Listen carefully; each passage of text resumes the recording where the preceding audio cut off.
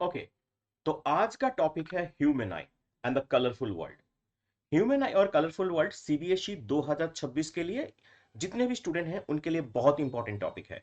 तो ह्यूमन आई के में बहुत सारे फंक्शन होते हैं जो कि एक एक करके हम पढ़ेंगे। पहला जो फंक्शन के बारे में बात करेंगे, जो diameter of the human I is only about 2.4 centimetre. याद रखिए, एमसीक्यू के तौर पे ये क्वेश्चन आ सकते हैं। इसके बाद कॉर्निया, जो outer layer of the human आई है, इसको बोलते हैं कॉर्निया। इसका क्या काम है?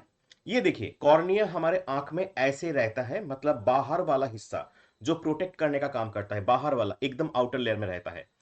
अब cornea is a thin transparent membrane bulging outward. Okay, इसके बाद आता है maximum refraction of light takes place from the cornea. ज्यादातर ये कॉर्निया में ही मैक्सिमम रिफ्रैक्शन होते हैं, क्योंकि बाहर वाले से अंदर में लाइट जाता है, मतलब आंख में अंदर जब आता है तो रिफ्रैक्शन बनते हैं। क्योंकि रिफ्रैक्शन कब बनता है? The difference between the two media जब होता है। अब देखिए, लाइट आया, ये कॉर्निया से अंदर गया, लेंस पे गिरा और यहां सेकेंड पार्ट आ गया।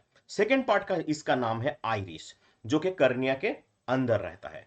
अब ये क्या करता है? कॉर्निया जो होता है, ये कॉर्निया के अंदर रहने वाला आइरिस जो होता है, हमें देख पा रहे हैं, ये ब्लू कलर में आप देख रहे हैं ना लेफ्ट साइड में, जिसके आंख में मैंने डाला हुआ है। ये लेफ्ट वाले पोर्शन में जो ब्लू पोर्शन है, इसको हम बोलते हैं iris. Behind the cornea there is a dark fleshy screen called iris. अब उसके अंदर वाला जो ब्लैक पार्ट होता है, उसको बोलते हैं हम pupal.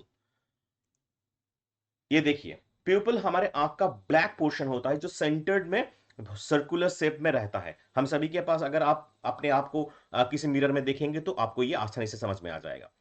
Pupal is opening up, changing the diameter of the centre of the iris. तो ये प्यूपल कभी छोटा हो सकता है, कभी बढ़ सकता है, depends upon the light intensity. इसके बारे में हम बाद में बात करेंगे। देखिए, फंक्शन ऑफ आइरिस के बारे में हम आप डिस्कस करने वाले हैं। फंक्शन ऑफ आइरिस पहले तो होता है regulate the amount of light entering the eye, पहला वाला पोर्शन देखिए। और दूसरा है impart colour of your I.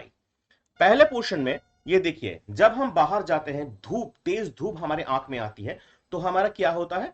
Iris में वो प्यूपल जो, अब देखिए आइरिस का, देखिए वो छोटा हो गया।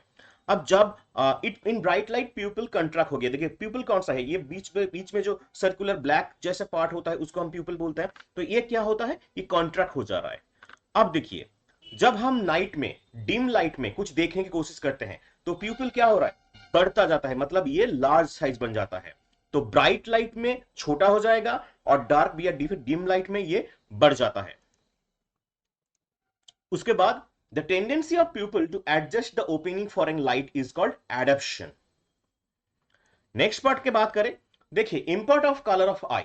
जब हमें कोई कुछ अलग अलग वेवलेंथ के अलग अलग कलर के लाइट दिखते हैं, तो ये अब हमारा कलर उसके आई उसके साथ एडजस्ट करने लगता है। तो इसी को हम इंपॉर्ट ऑफ आवर आई बोलेंगे। Different colour of I is because of different colour of iris. Okay, चलिए इसके बाद बैक टू नॉर्मल। इसके बाद जो आता है आई लेंस, ये हमारा मेन पोर्शन होता है आई का। ये डबल कन्वेक्स लेंस होता है, जिसके द्वारा हम देख सकते हैं। इसका काम क्या है? देखिए, eye lens is transparent double convex lens. और ये एक सॉफ्ट लेंस होता है, कि हार्ड वाला लेंस नहीं जो आप प्रैक्टिकल लैब में यूज करते हैं, वैसा नहीं, ये सॉफ्ट लेंस होता है। और इसका बाद जो पिछले वाला पोर्शन है, तो उसको बोलते हैं हम रेटिना।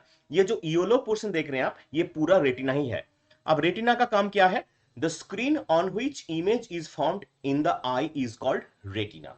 ओके, यहां पर क्या बनता है? जो आप देखते हैं उसका इमेज बनता है। और ये इमेज कैसे होता है? उल्टा होता है, मैं आपको नेक्स्ट में बताऊंगा। If the light sensitive screen made of light sensitive cells, these cells are activated upon illumination. अब ये रेटिना की अगर बात करें, तो रेटिना में दो तरह के सेल होते हैं, एक तो रॉड सेल और दूसरा है कोन सेल। रॉड सेल क्या होता है? देख लीजिए, रॉड और cone. Rod are the responsible for adjusting our eye to different intensity of light. Rod cell का काम होता है, जो different different intensity of light आता है, उसके लिए हमारे आई को एडजस्ट करना। और कोन सेल का काम क्या होता है? Cone are the responsible for the perception of colour. Perception of colour के लिए कोन सेल को हम इस्तेमाल करते हैं। तो इसका दो यूजेस आ सकता है, आपको याद रखना है। दोनों ही यूजेस एग्जाम में पूछा जा सकता है। इसके बाद ऑप्टिकल नर्व है। ये ऑप्टिकल नर्व का काम क्या है देखिए, जब हमारे रेटिना में इमेज बनते हैं तो ये इमेज डेफिनेटली वेव की तरह काम करते हैं। तो ये ऑप्टिकल जो नर्व होते हैं ये इलेक्ट्रिकल सिग्नल को ब्रेन में पहुंचाते हैं। ये इलेक्ट्रिकल सिग्नल को क्या करते हैं, ब्रेन में पहुंचाते हैं। नेक्स्ट और एक इंपॉर्टेंट पार्ट है एक्वस ह्यूमर। एक्वस ह्यूमर हमारे आंख का आइरिश डेफिनेटली और लेंस और डेफिनेटली हमारा जो बाहर वाला हिस्सा है उसके फर्स्ट स्ट्रिप के अंदर रहता है। इसका काम क्या है, ये डेफिनेटली लिक्विड पदार्थ से तैयार किया गया है और इसका काम है डेफिनेटली शेप देना। और विट्रियस ह्यूमर, ये पूरा चीज जो है विट्रियस ह्यूमर भी आप याद रखिए, विट्रियस ह्यूमर भी ये क्या करेगा, ये जेली टाइप पदार्थ से बना गया है। ब्लाइंड स्पॉट क्या होता है, at blind spot there are no light sensitive cell, either rod और कोन भी वहां पर नहीं मिलेगा आपको, इसलिए वहां पर नो विजन होता है।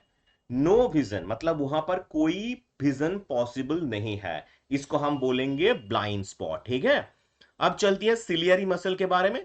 Ciliary muscle changes the thickness of eye lens while focusing. Ciliary muscle क्या करता है, ये आई लेंस का थिकनेस को चेंज करने का काम करता है। ठीक है, चलिए, और ये है मसल, मसल में क्या आएगा, और ये स्क्लेराइड है। तो ये सारे चीज आपको याद करके जाना है क्योंकि ये बहुत ही इंपॉर्टेंट पार्ट्स होते हैं। ये ड्रॉ करने को दे सकता है, इसका फंक्शन पूछ सकता है इसको, तो इसको देखना है। अब देखिए बहुत सारे स्टूडेंट क्या करते हैं, कैसे ड्रॉ करें, तो उसके लिए बहुत दिक्कत आती है। तो मैं बहुत ही आसान भाषा में आपको समझाने वाला हूं। Let's learn how to draw a human आई।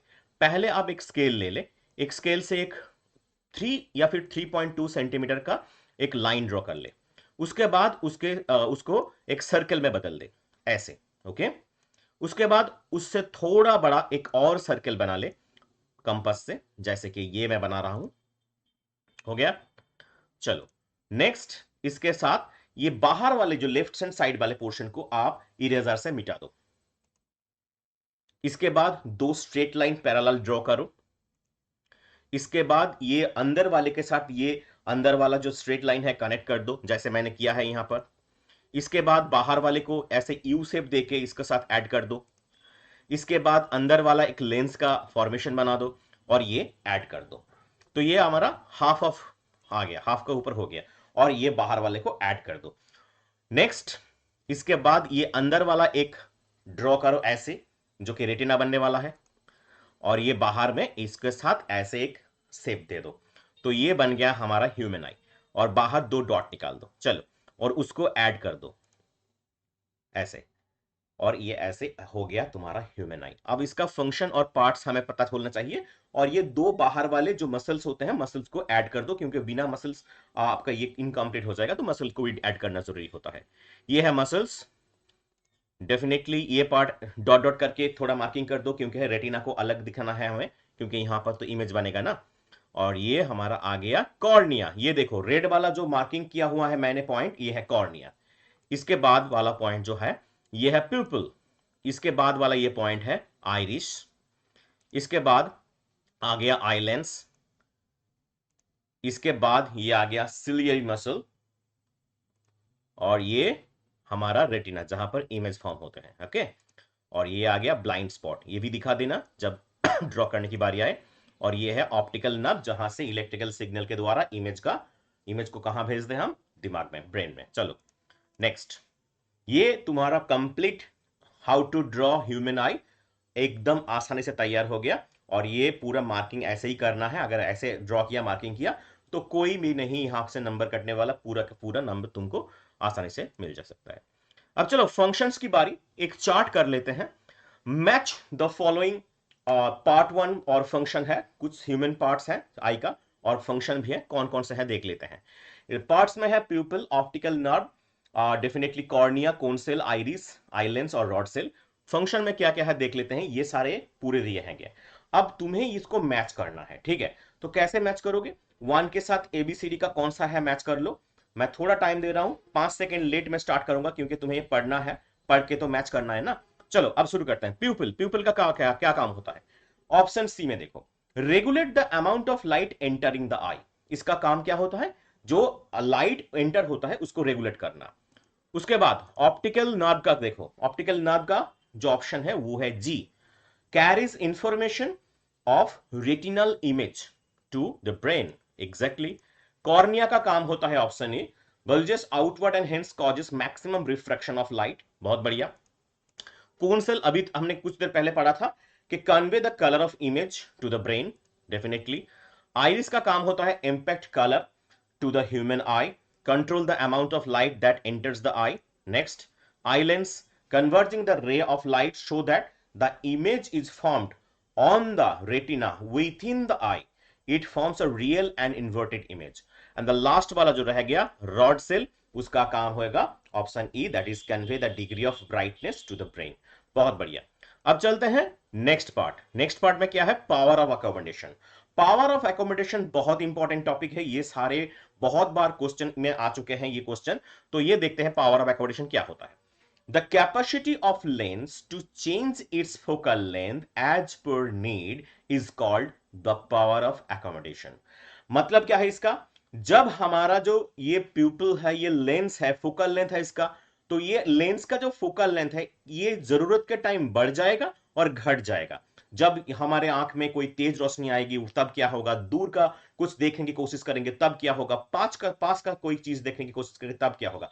इसके ऊपर ये कैपेसिटी ऑफ चेंज, मतलब ये फोकल लेंथ चेंज होता रहता है। इसी को हम क्या बोलेंगे, power of accommodation.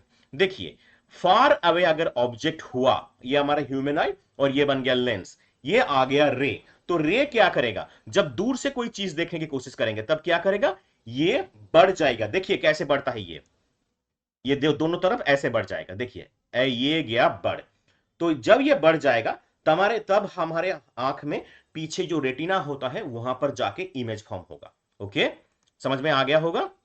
While seeing object in at large infinite distance, the lens of eye becomes flat। देखिए पहले जो था वो बढ़ के फ्लैट हो गया, एंड द फोकल लेंथ क्या हो गया, इंक्रीज हो गया। बहुत बढ़िया। अब देखते हैं, अब जब पास की कोई चीज हमें देखने की कोशिश करेंगे, कोई नियर ऑब्जेक्ट, तब क्या होगा, ये नियर बाई ऑब्जेक्ट देखने के टाइम ये क्या हो जाएगा, दोनों तरफ कॉन्ट्रैक्ट हो जाएंगे। देखिए ये दोनों तरफ से कॉन्ट्रैक्ट हो जाएंगे, कॉन्ट्रैक्ट होके ये क्या बनेगा, ये ऐसे आ जाएगा। While seeing the near object, the lens become more rounded and its focal length क्या हो जाएगा, घट जाएगा। इसका फोकल लेंथ क्या हो जाएगा, घट जाएगा। तो यही था पावर ऑफ एकोमोडेशन का कॉन्सेप्ट। आप देखते हैं, the minimum distance of an object for a normal I at which it is clearly visible without stress of the I is called the minimum distance of distinct vision. ये कितने distance में रहता है, 25 centimetre normal आई के लिए, near point होता है 25 centimetre, far point के लिए इनफाइनाइट। आज का टॉपिक ह्यूमन आई, ह्यूमन आई और इसका डिफेक्ट। बहुत सारे आप क्वेश्चन पेपर घट चेक करेंगे या फिर अगर आप प्रीवियस ईयर का क्वेश्चन देखेंगे तो ये आपको मिल जाएगा। जो नॉर्मल आई होता है वो बाहर वाले जो रे आते हैं लेंस पे हिट करेगा, हिट करने के बाद रेटिना में इमेज फॉर्म होगा। लेकिन कुछ ऐसे भी कंडीशन है जहां पर ये रेटिना पे इमेज नहीं बनते, आइदर इसके पहले बन जाता है या फिर इसके बाद बन जाता है। तो वही है आज का topic, human eye and it's defect. चलिए, द इमेज होगा ज्यादातर नॉर्मल ह्यूमन जो आई होते हैं, जो ठीक वाले आई होते हैं, नॉर्मल आई, उसे रेटिना में ही इमेज बनाना होता है। लेकिन आई डिफेक्ट कुछ तरह के होते हैं। जब पहले जो दो तरह के आई डिफेक्ट की मैं बात करूंगा तो वो होगा मायोपिया, जिसे हम कहेंगे नियर साइडनेस, और हाइपरमेट्रोपिया, जिसे हम कहेंगे फार साइडनेस। चलिए पहले हम बात करेंगे मायोपिया के बारे में। मायोपिया में नियर साइडनेस होता है। ये देखिए एक फार ऑब्जेक्ट आ गया, ये सपोज आप न्यूज़पेपर ले ले, कोई बुक्स ले ले, तो नियर ऑब्जेक्ट। अब ये है हमारा ह्यूमन आई। जब हम इसको देखेंगे तो क्या आएगा, ये पेशेंट व्यू आएगा। देखिए नियर ऑब्जेक्ट को हम क्लियरली देख पा रहे हैं, लेकिन फार ऑब्जेक्ट की अगर बात करें, किसी सिटी, किसी दूर, किसी ट्री, पहाड़ दूर देख रहे हैं, कुछ भी देख रहे हैं दूर का, तो वो दूर वाला विजन जो होता है ब्लर्ड हो जाता है। तो ये वाला कंडीशन जब आएगा आंख का, तो हम कहेंगे मायोपिक आई, मतलब मायोपिया हुआ है मेरे।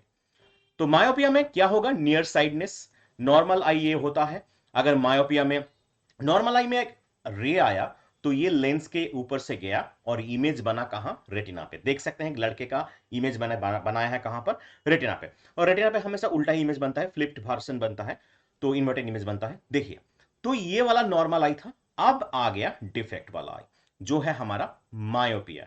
देखिए द डिफेक्ट में arise due to the elongation of eyeball. अब ये इलोंगेशन ऑफ आईबॉल क्या होता है, देखिए ये आईबॉल बढ़ गया, मतलब रेडियस जो था वो बढ़ गया, वही ना, डायमीटर बढ़ गया। तो इससे क्या होगा, इससे अगर एक बार रे आया तो लेंस के ऊपर गया, बढ़ने की वजह से रेटिना के जाने के बजाय वो पहले मीट कर जाएगा, तो वहां पर इमेज फॉर्म हो जाएगा। देख पा रहे हैं आप, सर्कल किया हुआ है, मार्किंग किया हुआ है। The light rays from the distance object arriving at the eye lens get converged at the point from the retina, मतलब ये पहले बन जा रहा है डिफेक्ट वाला। अब इसका करेक्शन कैसे करें, तो यहां पर एक लेंस लगाने की जरूरत है, ये है कनकेव लेंस। तो ये क्या काम करेगा, कनकेव लेंस क्या करेगा, ये डिफेक्ट को ठीक कर सकता है और ये इमेज को रेटिना पे वापस जाके बना सकता है, क्योंकि इसका काम होता है डाइवर्जिंग। ठीक है, तो ये था हमारा पहला जो कॉन्सेप्ट मायोपिया के बारे में। ठीक है, मायोपिया, तो एक बात देख लेते हैं, मायोपिया मतलब नियर ऑब्जेक्ट क्लियर, फार ऑब्जेक्ट अनक्लियर। ये है नॉर्मल आई, फार पॉइंट से एक रे आया, मीट हुआ कहां पर, डेफिनेटली रेटिना पर, नॉर्मल आई के लिए। ठीक है, अब ये क्यों ये मायोपिया होता है, दो कारण से।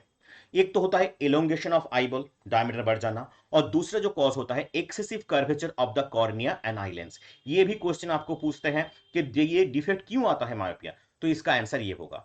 आप देखिए मायोपिक आई ये आ गया, इसके ऊपर हमने रे डाला, मतलब कोई इमेज का रे आया, तो ये बनेगा ब्लड, क्योंकि पहले मीट हो जाएगा, इमेज पहले हो जाएगा, रेटिना से पहले इमेज बन जाएगा। अब इसको ठीक करने कैसे है, देखिए इसको ठीक करने के लिए कनकेव लेंस यूज करना पड़ेगा। ये आया कनकेव लेंस, ये आया इमेज का रे, कनकेव लेंस पे हिट हुआ, डाइवर्जिंग हुआ, डाइवर्जिंग होके कहां गया, गया हमारे आंख के लेंस में जो होता है double concave lens. Double convex lens क्या करेगा, इसको फिर से बना देगा रेटिना पे इमेज, तो ये बन गया मायोपिक आई, ठीक हो गया। तो इसके लिए कनकेव लेंस करना जरूरी होता है। और याद रखिए ना, power of the lens should be negative in nature. अब चलते हैं, बारी है नेक्स्ट वाले टॉपिक में, मतलब हाइपरमेट्रोपिया की। हाइपरमेट्रोपिया फार साइडनेस होता है। फार साइडनेस मतलब ये आ गया फार ऑब्जेक्ट, ये आ गया नियर ऑब्जेक्ट, ये आ गया हमारा आई, और ये आ गया इमेज। देखिए फार जो दूर में कोई चीज अगर देखने की कोशिश करेंगे तो उसका क्या, बहुत ही क्लियर विजन आ जाएगा। लेकिन पास वाले कुछ पढ़ने की जरूरत है, आप न्यूज़पेपर पढ़ना चाहते हैं, बुक्स पढ़ना चाहते हैं, तो आपको इमेज विजन क्लियर नहीं आएगा, ब्लर्ड इमेज आएगा, पढ़ नहीं पाएंगे। जो हमेशा स्टूडेंट के साथ होता है, जो हमारे साथ होता है, पढ़ नहीं पाते, तो हम क्या है, हम हाइपरमेट्रोपिक आई लेके चल रहे हैं, मतलब हाइपरमेट्रोपिया से अफेक्टेड है। इसको बोलते हैं फार साइटनेस। ठीक है, दूर का चीज क्लियर दिखना, पास का चीज ब्लर्ड दिखना। अब इसके लिए नॉर्मल आई जैसे काम करता है, देखिए ये नॉर्मल आई, अब ये पास वाला इमेज आ गया, तो इसका रे आया और हिट किया, और इमेज कहां बना, रेटिना पे, ये तो नॉर्मल आई के लिए। आप देखिए आया डिफेक्टेड आई, हाइपरमेट्रोपिया वाला, तो ये क्या हुआ, इसका डायमीटर घट गया, इसका डायमीटर घट गया, तो इसके लिए क्या बनेगा, ये आया रे, और ये बाहर जाके इमेज बना रहा है, तो रेटिना पे तो इमेज नहीं बन रहा है, इसलिए वो क्या हो जा रहा है, ब्लर्ड हो रहा है, मतलब आप ठीक से क्लियरली विजन नहीं कर पाएंगे, देख नहीं पाएंगे। तो डिफेक्ट में arise due to the shortening of eyeball, ये आईबॉल को छोटा कर देता है, इसलिए इसका होना जरूरी होता है। The light rays from the nearby object arriving at the eye lens and converged at a point behind the retina, कहां पर इमेज बन रहा है, बिहाइंड द रेटिना। अब इसको ठीक तो करना ही है, ठीक करने के लिए एक लेंस लगेगा, क्या लेंस लगेगा, इसके लिए जो लेंस लगेगा ये है कन्वेक्स लेंस, जिसको हम बोलेंगे कन्वर्जिंग लेंस। तो ये कन्वर्जिंग लेंस का हमने लगा दिया, ये आया रे, ये गया हमारे आंख का लेंस के बीच में से, और रेटिना पे जाके इमेज बन गया, क्लियर विजन आ गया, अब हम देख पाएंगे। ठीक है, तो फिर से एक बार revision, far object clear, nearby object unclear. तो ये आ गया नियर पॉइंट, ये आ गया इमेज, ये आ गया रे, और ये बन गया हमारा इमेज नॉर्मल आई वाला। अब ये आ गया हमारा डिफेक्ट क्यों होता है, ये पहला तो हो गया आईबॉल ग्लेड फ्लैटेंड, और दूसरा हो गया curvature of the cornea and the eye lens decreased. ये दोनों कारण होते हैं हाइपरमेट्रोपिया के। ये सारे क्वेश्चन बार बार पूछे जा सके हैं, तो आपको इसको इसको देख के जाना है। अब ये हाइपरमेट्रोपिक आई आ गया, ये आ गया इमेज, ये गया रे, और ये गया बाहर, मतलब रेटिना पे इमेज नहीं बना, बाहर जाके बना। इसको ठीक करने के लिए हमें कन्वेक्स लेंस लाना है, ये आ गया करेक्शन, ये आ गया डेफिनेटली ऑब्जेक्ट, ये आ गया लेंस, ये आ गया रे, और गया आंख में कन्वेक्स लेंस पे, और ये हमें बना देगा इमेज रेटिना पे। तो वैसे ही काम करेगा, आप देख लीजिएगा एक बार। तो इसको बहुत ही आसानी से याद करना चाहिए, और इसका याद रखिए पॉजिटिव वाला लेंस हमें यूज करना है, ठीक है। चलिए नेक्स्ट टॉपिक। हमें और एक प्रॉब्लम होता है आई डिफेक्ट में, प्रेस बायोपिया। जो ओल्ड एज वर्सन होते हैं, जो बुजुर्ग हैं हमारे घर पे, दादाजी नानाजी कुछ भी, तो उन लोगों को हो सकता है ज्यादातर ये फर ऑब्जेक्ट को क्लियर देख सकते हैं और नियर ऑब्जेक्ट को अनक्लियर देख सकते हैं, लेकिन कुछ कंडीशन अलग होते हैं, जैसे कि मान ले ये ज्यादातर 40 के ऊपर वाले जो इंसान होते हैं उसमें ये प्रॉब्लम देखने को मिलता है। ये muscle near the lens lose their ability to change the focal length. मतलब ये जो मसल होते हैं लेंस के आसपास, वो क्या करेंगे, फोकल लेंथ को घटाने और बढ़ाने का काम करना छोड़ देते हैं ज्यादातर हिस्सों में। तो इसलिए ये आई डिफेक्ट प्रेस बायोपिया आ जाता है। तो हमारा नियर पॉइंट कितना है 25 सेंटीमीटर, ये शिफ्ट हो जाता है, इसलिए ये प्रॉब्लम हमसे मिलता है। तो इसके लिए हमें क्या करना है, convex lens suitable focal length. But कुछ कंडीशन ऐसे होते हैं, जैसे कि some people develop a combination of myopia and presbyopia in which they are not able to see near object as well as far object। मतलब कुछ condition ऐसे भी होते हैं जिसमें ना आपको नियर ऑब्जेक्ट क्लियर दिखाई देगा, ना ही फार ऑब्जेक्ट देगा। तो इसके लिए हम क्या करना पड़ेगा, तो इसके लिए हमें बाइफोकल लेंथ लगाना पड़ेगा। बाइफोकल लेंथ मतलब एक चश्मा का लेंस में दो अलग अलग हिस्से डिवाइड किए। देखिए ये आप जो ग्लास देख रहे हैं, इसके ऊपर वाला हिस्सा अलग है, नीचे वाला हिस्सा अलग है, दो ग्लास को मिला के एक फ्रेम बनाया गया है। तो इसके ऊपर वाला जो हिस्सा है अपर पार्ट, उसको कनकेव लेंस से बनाया गया है, जिससे हमारा मायोपिया ठीक हो सकता है, और नीचे वाला जो हिस्सा होता है उसको हम बोलेंगे लोअर पार्ट।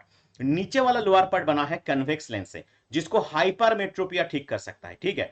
अब देखते हैं distinguish between myopia and hypermetropia. बहुत बार एग्जाम में पूछा जा चुका है, कैसे लिखना है।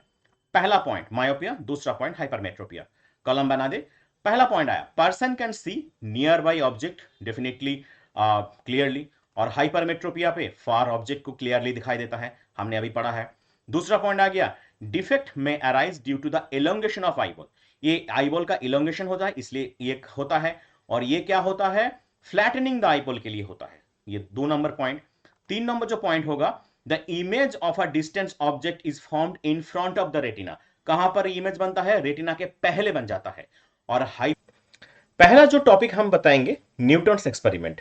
न्यूटन एक्सपेरिमेंट कैसे किया था उसको बताने से पहले आपको सभी को पता होगा प्रिज्म क्या होता है।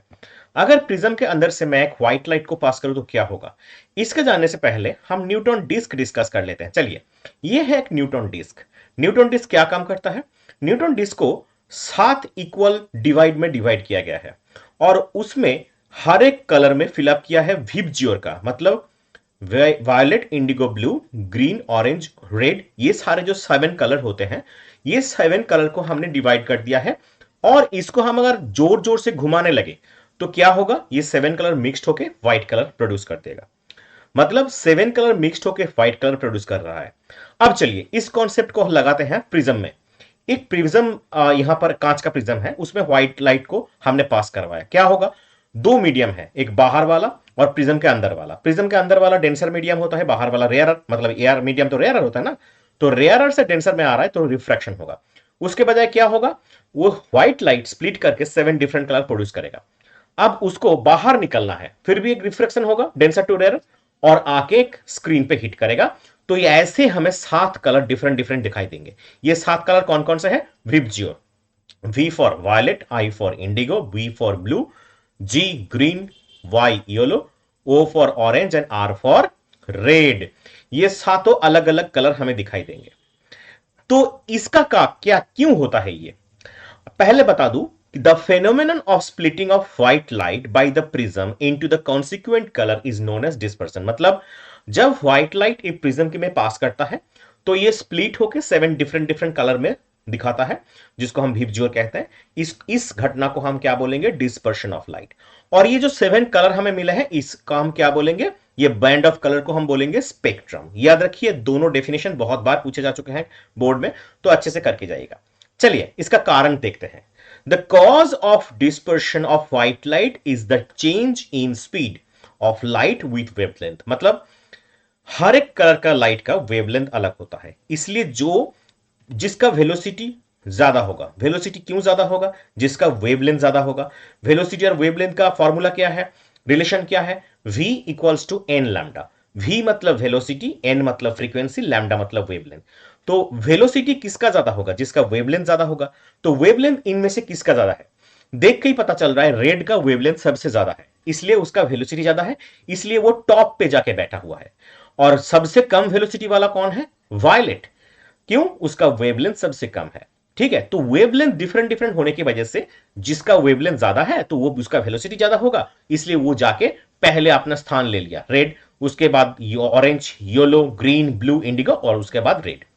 देखो, अगर ये डिविएट ना होता, मतलब ये रिफ्रैक्शन ना हो के सीधा निकल जाता, तो ये मैंने डॉट डॉट करके निकाल दिया, तो इसमें एक एंगल बनता जो कि ये डेल्टा, डेल्टा को बोलेंगे एंगल ऑफ डिविएशन और डिविएशन एंगल। तो इसमें सबसे कम किसका डिविएशन हो रहा है, देखिए रेड का डिविएशन सबसे मिनिमम है। क्यों मिनिमम है, क्योंकि ये सबसे पहले जाके बैठा हुआ है, सबसे कम बेंड हुआ है। और रेड का क्या सबसे ज्यादा है, वेलोसिटी सबसे ज्यादा है, ओके, नो इशू। अब देखते हैं डिविएशन सबसे मैक्सिमम किसका है, सबसे आखिर वाला कौन है, वायलेट। तो सबसे बेंड वही हुआ होगा, इसलिए उसका डेल्टा जो है, डिविएशन जो है सबसे ज्यादा होगा। चलिए, तो वायलेट का वेलोसिटी का क्या होगा, वेलोसिटी सबसे मिनिमम होगा, बढ़िया बात। और एक चीज अगर पूछे, अगर बताओ तो इनमें से किसका एनर्जी सबसे ज्यादा होगा। देखिए एनर्जी का जो फॉर्मूला है E equals to h nu, और न्यू को हम लिख सकते हैं, न्यू का क्या होता है, फ्रीक्वेंसी का, तो एच सी बाई लैम्डा। मतलब मोटा मोटा मान के चलिए एनर्जी और वेवलेंथ इनवर्सली प्रोपोर्शनल है, जिसका वेवलेंथ सबसे ज्यादा होगा उसका एनर्जी सबसे कम होगा।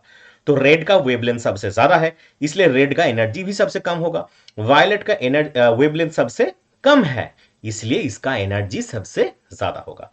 तो ये हमारा डिस्पर्शन ऑफ लाइट का कॉन्सेप्ट था। अब चलते हैं रिकॉम्बिनेशन ऑफ व्हाइट लाइट। मतलब मान ले दो प्रिज्म मैंने लिया है एबीसी और डीईएफ। एबीसी प्रिज्म में से मैंने अगर व्हाइट लाइट को पास किया तो क्या होगा, ये डिफरेंट डिफरेंट कलर मतलब 7 कलर में डिवाइड हो जाएगा। मैंने यहां पर सिर्फ रेड और वायलेट मतलब टॉप और बटन वाला लिया है, तो ये यहां से निकल के इस प्रिज्म पे ईडी सरफेस पे आके गिरेगा। तो गिरने के बजाय यहां पर क्या होगा, फिर से रिफ्लेक्शन दिखाई देगा। दिखने के बजाय यहां पर क्या होगा, जो डी एफ सरफेस है उसमें जाके फिर से मीट कर जाएगा, और 7 कलर मीट होने से क्या होता है, व्हाइट कलर प्रोड्यूस होता है। देखिए व्हाइट कलर करके निकल गया। तो अगर दो कॉम्बिनेशन बनाए हम प्रिज्म का, एक सीधा और एक उल्टा ले लें, तो व्हाइट लाइट दोनों में से पहले में घुसेगा, उसके बाद दोनों में स्प्लिट होगा, और फिर जब निकलेगा फिर से वो व्हाइट लाइट बन जाएगा। इसी को हम कहेंगे रिकॉम्बिनेशन ऑफ व्हाइट लाइट। आसानी से ये समझ में आ चुका होगा, एनिमेशन का यही तो जादू है, एक बार देख लिया तो पूरा दिमाग में बैठ जाता है। अब चलिए, अगर मान ले ग्लास स्लैब ले लिया, तो ग्लास स्लैब के बजाय यहां पर क्या रिफ्लेक्शन दिखाई देगा हमें। Glass slab can be consider as a combination of two prism, two inverted prism. That's why यहां पर कोई भी डिस्पर्सन शो नहीं होता। क्यों, ये ग्लास प्रिज्म को अगर बीच में से तोड़ दो तो दो इन्वर्टेड प्रिज्म होंगे। कैसे, देखो ये टूट गया, ये टूट गया, तो दो अलग अलग इन्वर्टेड प्रिज्म बन गए। इसलिए यहां पर ग्लास प्रिज्म में, ग्लास स्लैब में कोई भी डिस्पर्सन ऑफ लाइट नहीं दिखाई देता। समझ में आ गया, ओके। चलिए अब बढ़ते हैं नेक्स्ट टॉपिक, रेनबो। रेनबो क्या होता है, क्यों बनते हैं। देखिए रेनबो फॉर्मेशन के लिए पहले रेनबो को जानना जरूरी है। The rainbow is an arc of 7 colour visible in the sky which is produced by the dispersion of sun light by raindrops in the atmosphere। मतलब रेनड्रॉप जो एटमोस्फेयर में घूमते रहते हैं उसकी वजह से ही रेनबो स्टार्ट होता है। कैसे, चलिए मान ले बहुत ही बारिश हो रहा है, बारिश जब खत्म होगा तब क्या होगा, बारिश के बाद जब बारिश रुक जाती है तो क्या होता है, रेन ड्रॉप्स हवा में तैरता रहता है, और ये रेन ड्रॉप्स को हम क्या बोलेंगे, एक स्मॉल प्रिज्म की तरह ये एक्ट करने लगता है। जब सन से रे निकल के आएगा तो क्या होगा, इसमें आके सीधा गिरेगा, तो ये रेयरर मीडियम से डेंसर मीडियम की घुसने की कोशिश करेगा, तो क्या बनेगा वहां पर, रिफ्रैक्शन। हमें पता है दो मीडियम मतलब रिफ्रैक्शन मस्ट, रिफ्रैक्शन के साथ साथ वहां पर डिस्पर्शन भी बनेगा। तो ये मैंने एक नॉर्मल दे दिया, नॉर्मल खींच दिया। अब चलो यहां पर दो चीज दिखाई देंगे, रिफ्रैक्शन और डिस्पर्शन। रिफ्रैक्शन के वजह से बेंड हो गया और डिस्पर्शन की वजह से विबज्योर में बढ़ गया। तो ये वाला जो था इस सरफेस पे आके टोटल इंटरनल रिफ्लेक्शन दिखाई देगा। अगर तुमको पता नहीं है टोटल इंटरनल रिफ्लेक्शन क्या होता है तो जाओ और इस चैनल पे मेरा वीडियो है, देख लो। चलो, टोटल इंटरनल रिफ्लेक्शन की वजह से पूरा जो रे है रिफ्लेक्ट करके इस सरफेस पे आएगा। और यहां से निकल के हमारे आंख में आता है, इसलिए हमको वो 7 डिफरेंट कलर दिखता है रेनबो में। इसलिए हमको क्या दिखता है? 7 डिफरेंट डिफरेंट कलर। यहां पर याद रखने वाली जरूरत है, रेड जो होता है वो सबसे नीचे होता है, क्योंकि हमें इन्वर्टेड इमेज दिखता है, ठीक है, इसलिए रेड वाला जो कलर है सबसे नीचे और वायलेट वाला कलर सबसे ऊपर दिखता है। आज का हमारा topic, why do star twinkle, star क्यों ट्विंकल करते हैं। तो इसके लिए बहुत ही आसान 3D एनिमेशन से मैं समझाऊंगा आपको। एक बार देख लीजिए, पूरा चीज आपको समझ में आ जाएगा, कोई भी रट्टा मारने की जरूरत नहीं होगी। Why do star twinkle? Star are a point source of light, हमें पता है स्टार से हमें लाइट मिलता है। तो ये स्टार जो होते हैं बहुत ही दूर होते हैं, मतलब बहुत लाइट ईयर्स दूर। लाइट ईयर किसे कहते हैं? Light, the distance travelled by the light in 1 year, मतलब एक साल में लाइट जितना डिस्टेंस ट्रेवल किए उसी को हम लाइट ईयर बोलेंगे। और इसका वैल्यू कितना आएगा? अगर माइल में कैलकुलेट करें तो 6 ट्रिलियन माइल्स, मतलब 9.46 इंटू 10⁻12 किलोमीटर। तो इतना होता है एक लाइट ईयर। तो समझिए कितना कितना दूर में है, एक 6 ट्रिलियन माइल्स दूर में है ये स्टार्स। तो अगर हम मान ले पृथ्वी पर खड़े हुए, तो यहां पर हमारा जो एटमॉस्फेरिक लेयर है बहुत सारे होते हैं।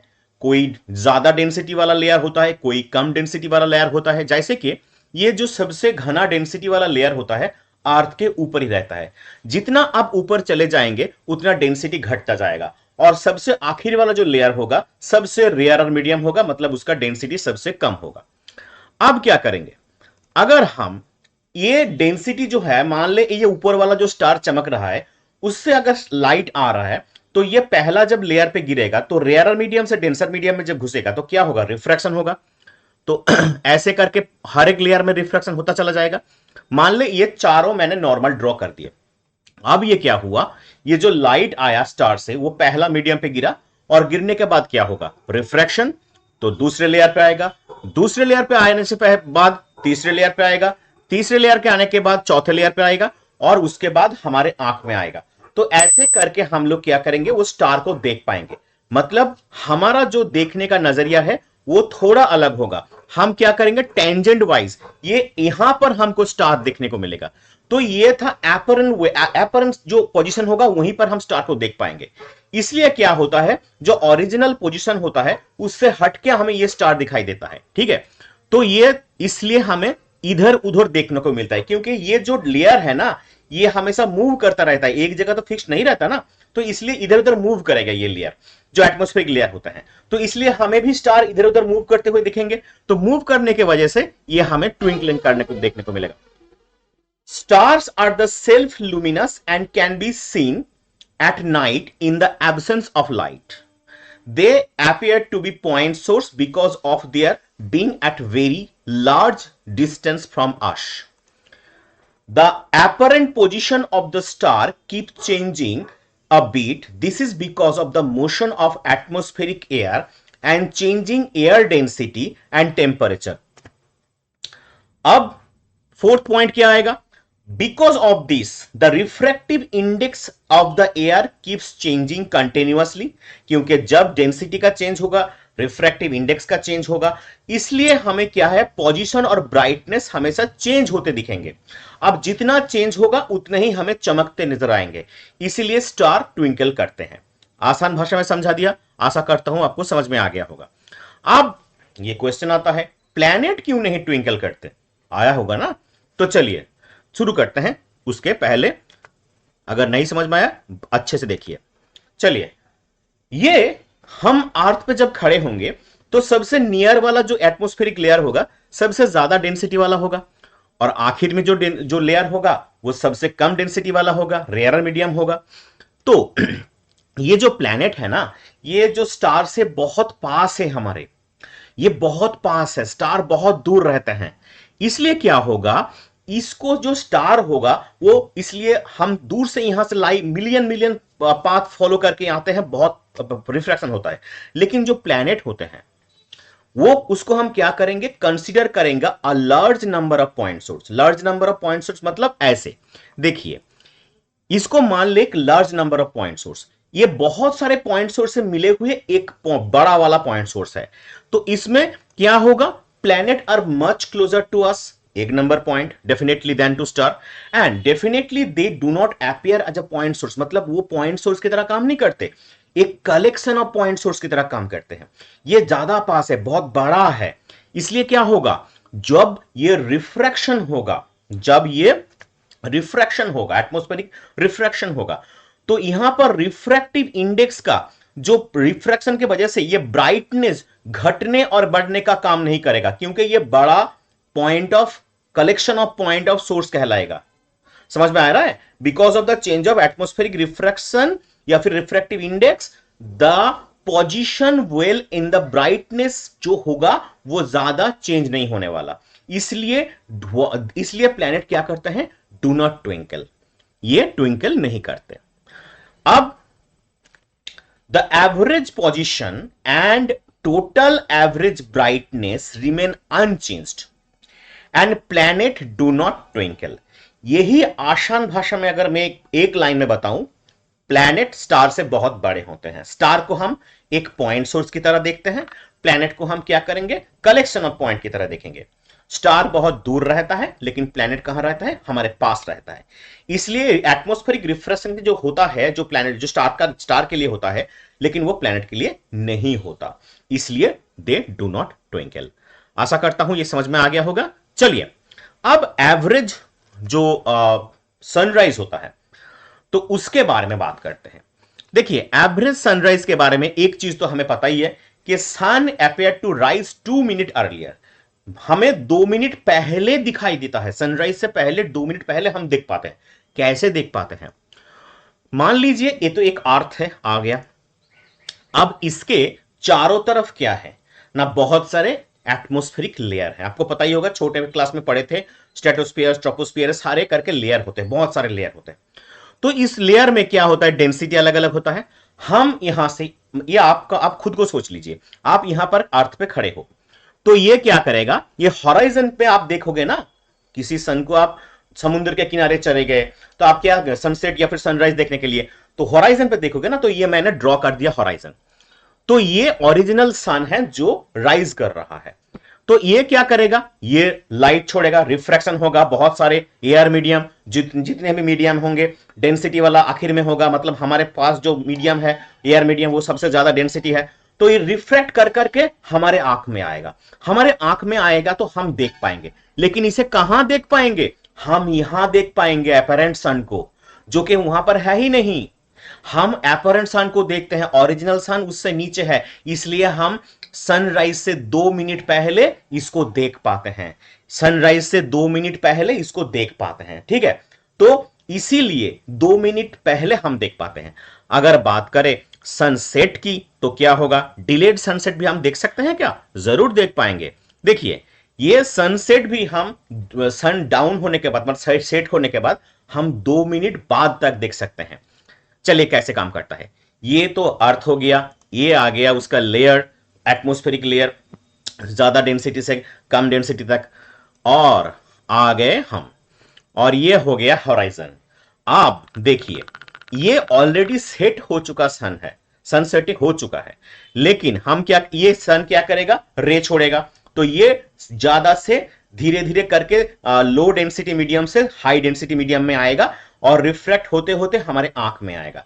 जब हमारे आंख में आएगा तो हम देखेंगे कहां, अपरेंट पोजीशन पे, यहां बनेगा सन, और ये हमें दिखाई देगा, ना कि सेटिंग सन दिखाई देगा। इसलिए सन सेट होने के बाद भी हमें 2 मिनट तक देखना पड़ सकता है। चलिए अब नया टॉपिक, तो क्या है ये नया topic, scattering of light.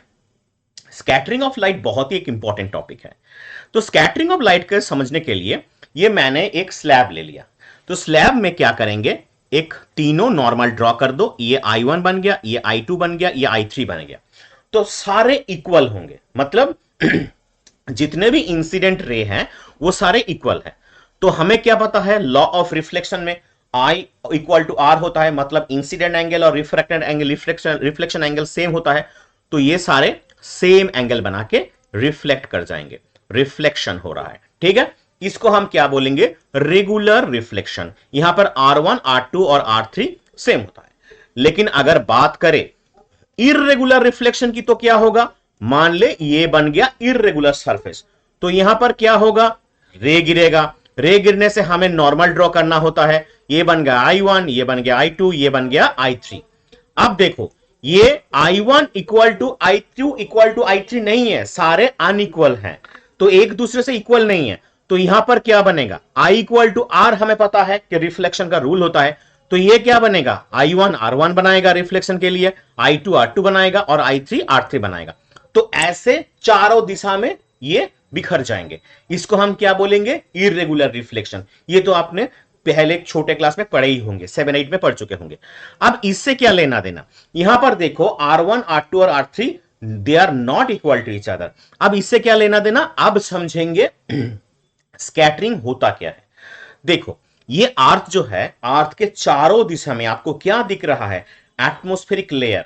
Atmosphere कहीं पे डेंसिटी हाई होगा, हमारे चारों दिशा में हमारे ऊपर वाला जो एयर डेंसिटी है हाई है, और जितना दूर जाते जाएंगे एयर डेंसिटी कम होता जाएगा। अब जितना एयर डेंसिटी कम होगा, इससे क्या टेम्परेचर का डिफरेंस भी आएगा।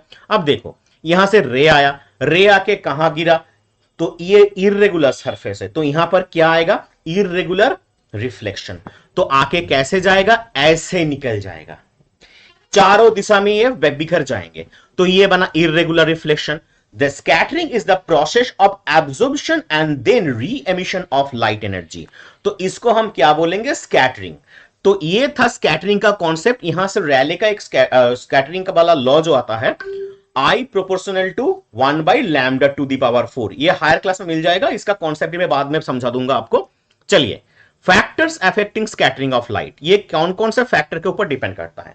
पहला तो होता है वेवलेंथ। देखो वेवलेंथ वायलेट का, Indigo, blue, definitely green, definitely इसके बाद येलो और ऑरेंज और रेड, मतलब भिपजियोर का हमने सारे कलर ले लिए। तो इसका वेवलेंथ भी ऐसा ही आएगा कि वायलेट का वेवलेंथ सबसे कम होगा और रेड का वेवलेंथ सबसे ज्यादा होगा, ये तो हमें पता ही है। तो इसके ऊपर क्या, violet is the scattered nearly 16 time more than red light, मतलब जिसका वेवलेंथ कम उसका स्कैटरिंग ज्यादा, क्योंकि अभी मैंने बोला कि लैम्डा जो वेवलेंथ होता है उसका 4th पावर के साथ इनवर्सली प्रोपोर्शनल होता है, मतलब जितना वेवलेंथ कम होगा उसका स्कैटरिंग उतना ही ज्यादा होगा। ठीक है, अब देखो साइज ऑफ द पार्टिकल, ये अगर स्मॉल साइज में बन गया, देखो ये अगर स्मॉल पार्टिकल है तो इसके लिए स्कैटरिंग क्या होगा, ऐसे आया ऐसे स्कैटर कर गया। थोड़ा बिग पार्टिकल ले लो, उसमें आया ये लाइट और ये स्कैटर कर गया, और उससे भी बड़ा हुआ तो ऐसे आया लाइट और ये स्कैटर कर गया। तो ये साइज ऑफ द पार्टिकल के ऊपर भी डिपेंड करेगा। तो ये स्कैटरिंग का कॉन्सेप्ट अच्छे से समझ लेना चाहिए। क्यों, डिफरेंट कलर ऑफ स्काई, हम दोपहर को देखते हैं तो ये स्काई जो होता है हमें सफेद नजर आता है, कुछ देर बाद या फिर सुबह टाइम क्या नजर आता है, नीला। क्यों, देखो तुम खड़े हो अर्थ के ऊपर, तुम्हारे दोपहर मतलब 12 नून में तुम्हारे सर के ऊपर क्या है, सूरज, तो ये क्या देगा, तुम्हें लाइट देगा। Red travel the least distance, अब इस समय क्या करता है, लाइट सबसे कम पाथ ट्रैवल करता है। कम पाथ ट्रैवल करने से क्या होगा, मिनिमम स्कैटरिंग होगा। मिनिमम स्कैटरिंग होगा तो क्या होगा, हमें ये स्काई क्या नजर आएगा, सफेद सफेद नजर आएगा, मिनिमम स्कैटरिंग की वजह से। अब चलो ये सन चला गया दूर, मतलब सुबह, एकदम सुबह के टाइम या फिर दोपहर को 4 बजे इसके आसपास चले गए, तो क्या होगा, ये सन क्या होगा, तुम्हें जो लाइट देगा ये लाइट लॉन्गेस्ट पाथ ट्रैवल करेगा, लॉन्ग पाथ ट्रैवल करेगा। लॉन्ग पाथ मतलब मोर स्कैटरिंग, मोर स्कैटरिंग मतलब चारों दिशा में ये लाइट का स्कैटर हो जाएगा। कौन सा सबसे ज्यादा स्कैटरिंग होता है, ब्लू एंड वायलेट। तो इसलिए हमें ये कलर नजर आता है, blue colour of the sky. That's why we can see the blue color of the sky. समझ में आया। अब देखो सनसेट के समय क्या होगा, सन यहां से नीचे आ गया होराइजन के पास, तो क्या होगा, सबसे लॉन्गेस्ट पाथ ट्रैवल करेगा। सबसे लॉन्गेस्ट पाथ ट्रैवल करेगा मतलब मैक्सिमम स्कैटरिंग होगा, तो चारों दिशा में फैल जाएंगे। फैल जाएंगे तो क्या होगा, जो रेड वाला पोर्शन है वो नीचे आ जाएगा और वायलेट वाला पोर्शन जो है वीबजियोर का वो सबसे ऊपर चला जाएगा, क्योंकि वायलेट का मैक्सिमम स्कैटरिंग होगा। अब लीस्ट स्कैटरिंग किसका होता है, वेवलेंथ सबसे ज्यादा होता है डेफिनेटली हमारा रेड के लिए, तो रेड नीचे आ जाएगा। इसलिए red and orange colour get scattered least, सबसे कम स्कैटरिंग इसका होगा। तो इसीलिए हम क्या करेंगे, देखो ये सनसेट, सनराइज और सनसेट के समय हमें सनसेट के समय हम क्या देख पाते हैं, रेडिश कलर, चारों दिशा में लाल जो होते हैं स्काई होते हैं, इसीलिए हमें लाल स्काई देखना आता है। समझ में आया? तो ये तुम्हारा जो है, और एक कॉन्सेप्ट बता देता हूं, colour of the sky in space. अब स्पेस में तुम चले गए तो उसका कलर क्या आएगा, ऐसे दिखेगा, ब्लैकिश। क्यों है यहां पर, देखो नो एटमोस्फियर, मतलब यहां पर कोई एटमोस्फियर है ही नहीं, क्योंकि ज्यादा ऊपर में जाओगे तो एटमोस्फियर नहीं होगा, तो एटमोस्फियर नहीं होगा तो क्या नहीं होगा, नो स्कैटरिंग, तो स्कैटरिंग नहीं होगा तो क्या होगा, नो कलर। इसलिए हमें क्या होता है, वहां पर ब्लैक स्काई दिखता है। देखो ये अर्थ पे इसलिए हमें कलरफुल दिखता है क्योंकि हमें स्कैटरिंग मिलता है ड्यू टू एटमोस्फियर, और स्पेस पे क्यों नहीं मिलता, यहां पर कोई एटमोस्फियर नहीं है, स्कैटरिंग नहीं है, तो कलर भी नहीं होगा, इसलिए हमें ब्लैक दिखता है। समझ में आया? तो नो एटमोस्फियर मतलब नो स्कैटरिंग, नो स्कैटरिंग मतलब नो कलर। जो देरी ना करते हुए चले बढ़ते हैं पहला टॉपिक पे, टिंडल इफेक्ट। टिंडल इफेक्ट होता क्या है, the phenomenon of scattering of light by colloidal particle. अगर आपको स्कैटरिंग ऑफ लाइट नहीं पता क्या होते हैं, तो पिछला वाला वीडियो अब आप देख के आइए तो आपको आसानी से समझ में आ जाएगा, क्योंकि स्कैटरिंग ऑफ लाइट और सारी जो चीज होते हैं वो पिछले वीडियो में मैंने डिस्कस ऑलरेडी कर चुका हूं। चलिए, ये एक लाइट सोर्स है, ये आ गया एक कन्वेक्स लेंस, ये आ गया एक कलोइडल सॉल्यूशन, और ये आ गया एक कार्डबोर्ड विथ अ होल। उसके बाद और एक कन्वेक्स लेंस मैंने डाल दिया, और इसके बाद एक स्क्रीन रख दिया। ओके, तो क्या होगा, तो इसमें से अगर लाइट सोर्स जाएंगे तो जाके कहां गिरेगा, कार्डबोर्ड की गिरेगा। ये कोलोइडल पार्टिकल क्या करेगा, लाइट बोर्ड को, लाइट बोर्ड में जो स्क्रीन में जो लाइट गिरेंगे उसको विजिबल कर देगा। मतलब जब भी कोई कोलोइडल सॉल्यूशन में लाइट पास करता है तो लाइट विजिबल होता है। और एक एग्जांपल मैं ले लेता हूं, यहां पर सोडियम थायोसल्फेट ले लिया और सल्फ्यूरिक एसिड का एक क्या बना दिया, कोलोइडल सॉल्यूशन बना दिया। अब अगर इसमें से मैंने लाइट को पास कर दिया तो क्या होगा, यहां पर आप देख पाओगे रेड डॉट। क्यों रेड डॉट आया, रेड कलर क्यों आया स्क्रीन पे, उसका कारण है violet and indigo blue get scattered most, सबसे ज्यादा स्कैटरिंग होता है, and obviously solution turns bluish, इसलिए सोल्यूशन क्या हो रहा है, ब्लू कलर का लगभग दिख रहा है। एंड ऑरेंज और जो रेड होते हैं ये सबसे कम स्कैटरिंग होते हैं, इसलिए ये रेडी स्पॉट आ गया है स्क्रीन के ऊपर। ठीक है, अगर ये स्कैटरिंग क्या होता है नहीं पता, किसका वेवलेंथ या फिर फ्रीक्वेंसी ज्यादा होता है, ये सारी चीज नहीं पता, डिस्पर्सन ऑफ लाइट चैप्टर मैंने डिस्कस किया हुआ है, ऑब्वियसली जाके उसको देखिए, देखने के बाद आपको पता चल जाएगा। तो यही था टिंडल इफेक्ट का कॉन्सेप्ट, तो बहुत ही इंपॉर्टेंट होता है सीबीएसई क्लास 10 के लिए, एनसीईआरटी में ये आपको मिल जाएगा, तो आप इसको अच्छे से समझ के जाइएगा, और डेफिनेटली अगर आए तो लिख के जरूर आइएगा। चलिए अब चलते हैं न्यूमेरिकल की तरफ। न्यूमेरिकल ऐसे चीज है जो ज्यादातर स्टूडेंट हमेशा इससे डरते रहते हैं, लेकिन हम इसको आसानी से आज को सॉल्व करेंगे। देखिए पहला जो न्यूमेरिकल आया, the far point of myopic person is 80 centimetre. Far point के बारे में बता चुके हैं, 80 centimetre in front of the eye. What is the nature and power of the lens required to correct and defect. चलिए ये आ गया हमारा ह्यूमन आई।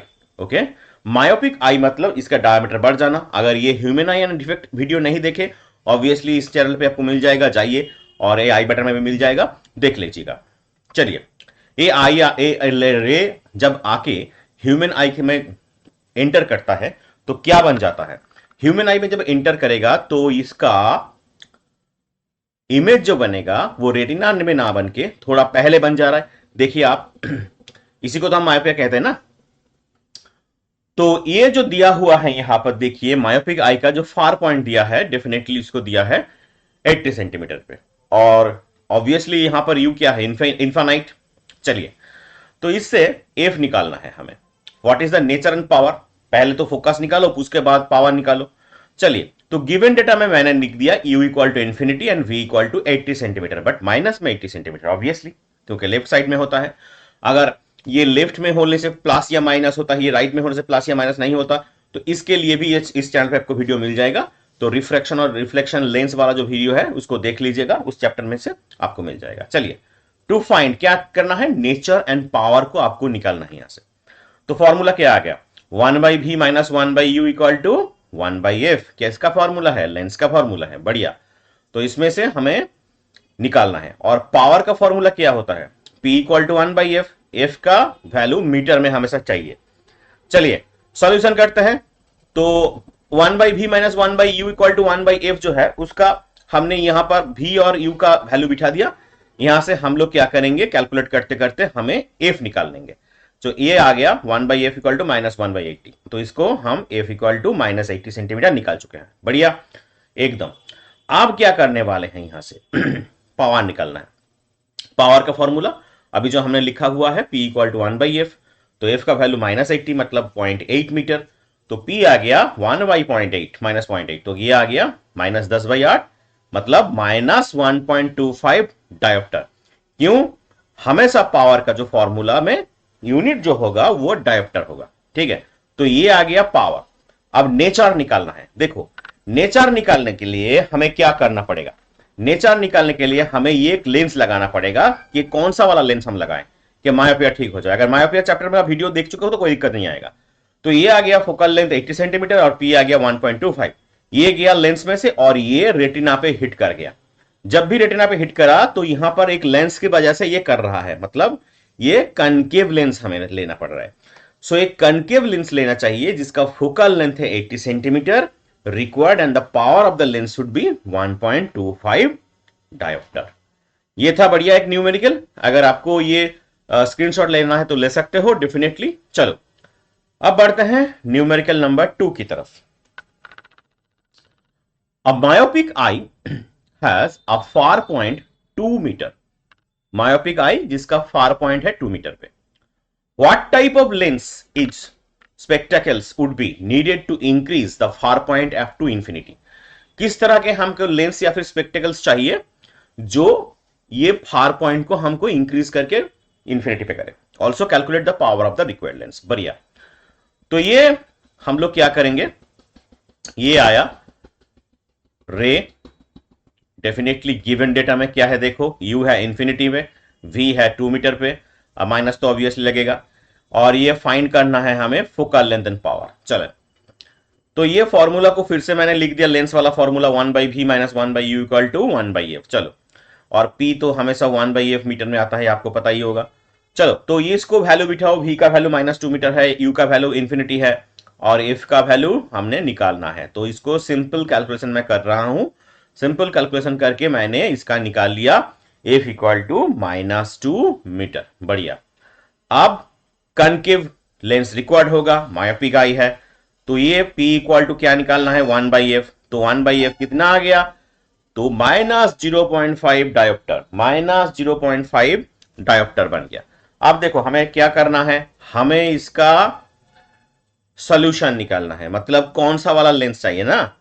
तो ये हमें कनकेव लेंस चाहिए जिसका फोकल लेंथ 2 सेंटीमीटर होगा and obviously the power of the lens would be 0.5 dioptre, 0.5 dioptre. Okay, चलिए नेक्स्ट वाला न्यूमेरिकल पे चलते हैं।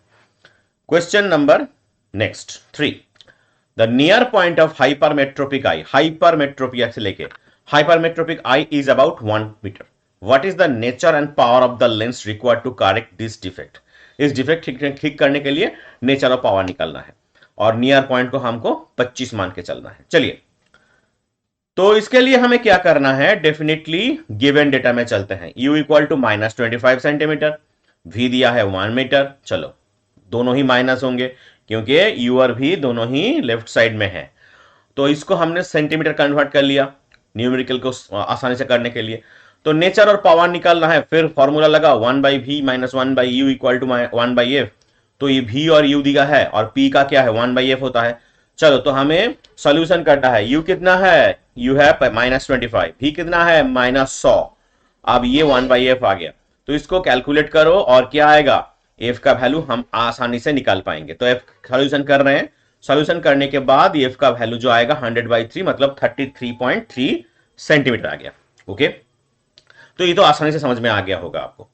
अब बढ़ते हैं कि हमें क्या निकालना है, पावर निकालना है। तो पावर का फॉर्मूला है 1/f, ये मीटर में डालना था लेकिन हमने सेंटीमीटर करेंगे तो आंसर भी मिल सकता है। देखिए 100/33 कर दिया, अब इसको कैलकुलेट करने से 3 आएगा, लगभग 3 आएगा ना, 33 इंटू 3 मतलब 99, तो पॉइंट तो नहीं लेंगे हम, 3 डायोप्टर ही मान के चलिए।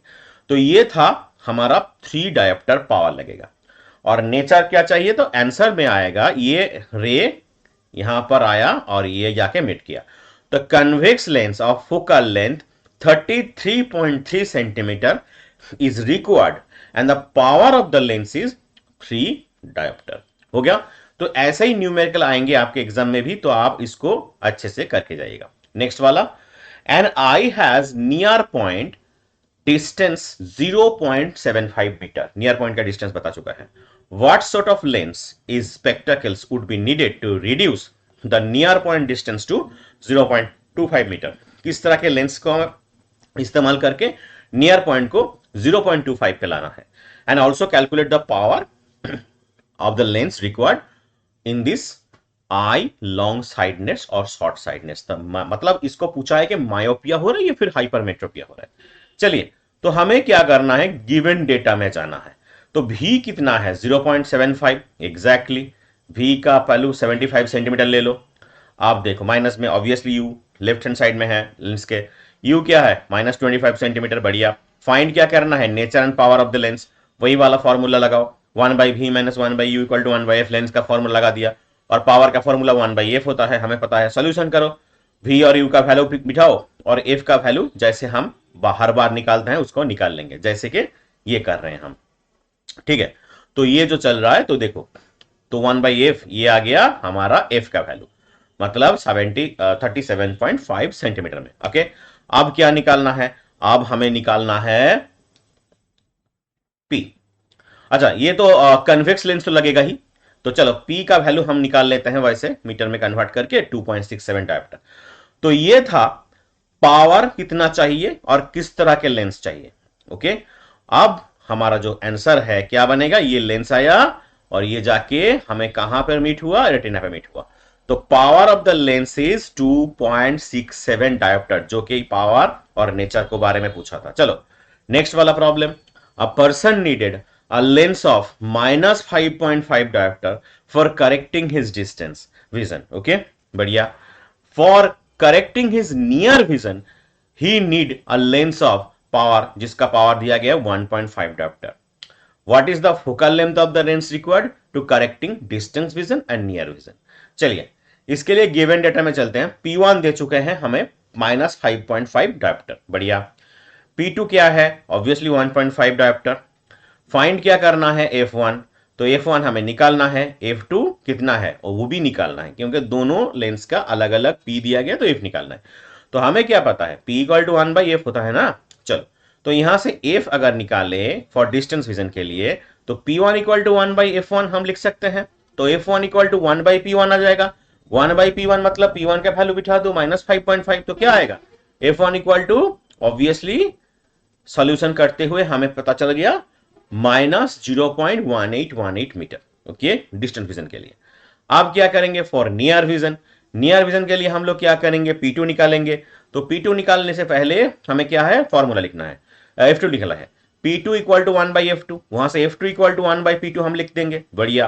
तो F2 P2 का वैल्यू कितना है, 1.5 डायोप्टर, बिठा दो, सिंपल कैलकुलेट करते जाओ, सिंपल कैलकुलेशन करते जाओ, F2 भी हम निकाल सकते हैं, जैसे कि 0.667 आ गया। और तो ये दोनों ही निकालने थे डिस्टेंस विजन के लिए और नियर विजन के लिए, हमें पता चल गया। तो F1 कितना आया, -0.1818 मीटर, और F2 कितना आया, 0.667 मीटर। बहुत ही इंपॉर्टेंट न्यूमेरिकल होंगे, स्टार रिलेटेड, स्टार मार्क्स आप देख के रख सकते हो, क्योंकि एग्जाम में ऐसे ही क्वेश्चन आपसे पूछ सकता है। चलो next question, a person with myopic eye can not see an object beyond 1.2 metre distinctly, what would be the type of corrective lens use to restore his power vision. किस तरह के लेंस हमें use करना चाहिए। एक myopic eye का person है जिसका कैन नॉट सी अब बियॉन्ड 1.2 मीटर, 1.2 मीटर के बियॉन्ड वो देख नहीं पाता, तो लेंस किस तरह के चाहिए। चलिए, given data you infinity, myopia you infinity होता है यू, तो v क्या होता है 1.2 मीटर दिया गया है गिवन डेटा में हमें, और नेगेटिव तो होगा ही क्योंकि v लेफ्ट हैंड साइड में है। तो नेक्स्ट वाला, तो चलो, तो P निकालना है, P का फॉर्मूला 1/f होता है, और f कहां से निकाले, लेंस फॉर्मूला लगाओ 1/v minus 1/u equal to 1/f आ गया। बढ़िया, तो 1/f जब आ गया तो यहां से v और u का वैल्यू तो हम बिठा सकते हैं, चलो बिठा दिया। बढ़िया, कैलकुलेशन करना है कर दो, और क्या आ गया, तो ये आ गया, ये f का वैल्यू निकाल लिया, और उसके बाद अगर p का वैल्यू निकालना है तो p कैसे निकाल लेंगे, p इक्वल टू 1/f हो गया ना, तो P आ गया 0.83 dioptre. To restore the proper vision a concave lens of power minus 0.83 should be used. तो किस तरह के लेंस का यूज करना है, पावर कितना होगा, तो डेफिनेटली कनकेव लेंस यूज करना है, माइनस आ गया तो कनकेव लेंस, और उसका पावर कितना होगा 0.83 डायोप्टर। चलो बढ़िया। Next numerical, a far point of a myopic person is there 150 centimetre.